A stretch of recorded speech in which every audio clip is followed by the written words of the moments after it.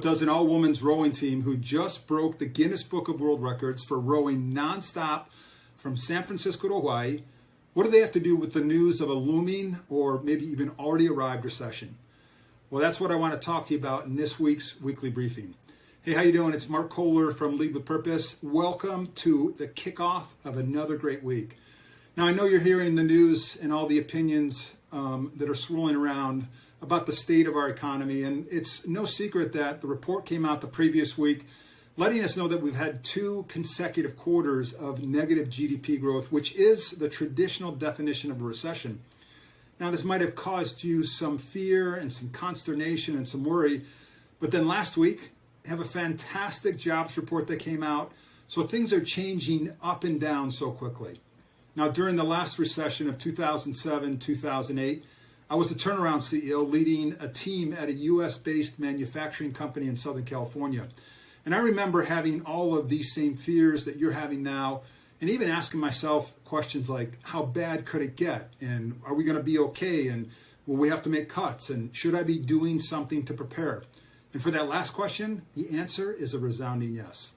So that brings me back to the U.S. women's rowing team named Latitude 35. Now, they set out last month to row 2,400 miles in the open ocean from San Francisco all the way to Hawaii. None of the 4 members of the crew had ever rowed in the open ocean.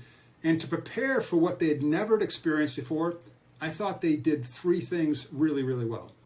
First, before they left, they were coached and they were mentored by the men's team leader who just 2 months earlier had completed the same exact journey.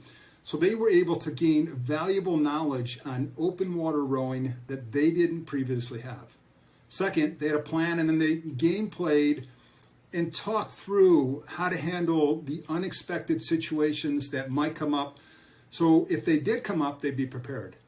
Now, if you watch their social media posts, there are ones where it looks like they're singing along to music and smiling, but there were also ones it showed them battling powerful waves and massive winds and seasickness, sleep deprivation, salt sores, and a host of other things that come up with that much time in the open ocean. And because they'd gone through this before, they were prepared. And then third, they had this fantastic routine that they followed. 2 people rowed and 2 people slept. And they did that for 2 hours, and then they switched. And then they just made sure they did this consistently over the entire 34 days. Now, the team had tens of thousands of people following their 34-day journey. And while the women were celebrating their achievement, they were really quick to begin thanking everyone who had helped them get ready for this row, attributing their success 100% to planning and preparation and focus. How they prepared for an open ocean row that they've never done before is how we need to prepare for a recession that many of us have never experienced before either. First, I highly recommend that you talk with a leader who's been through a previous recession and tap into their experiences. If it was you in 2007 and 2008, see how this one might be a little bit different from the one 15 years ago. Second, just stay committed to your one-page alignment plan and hold fast to your values and your blue sky vision, your long-term and your annual goals. And then take a look at your quarterly goals. Over the next couple weeks, highly recommend you get together, pull your team together to review any unexpected scenarios that might come up with a pending recession and how that might impact your company.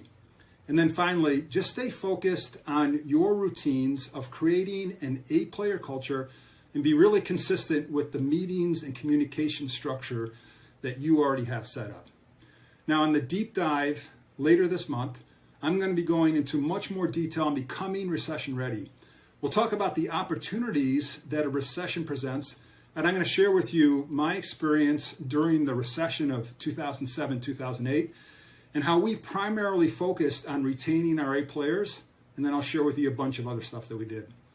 And remember, we have our fall boot camps that are coming up in September and October, where you and your team can learn how to create fully aligned, highly adaptable, world-class teams that execute at the highest level, and they see disruptions as opportunities which they can confidently lean into. All right, reach out if you want to talk any more. We're here to help you.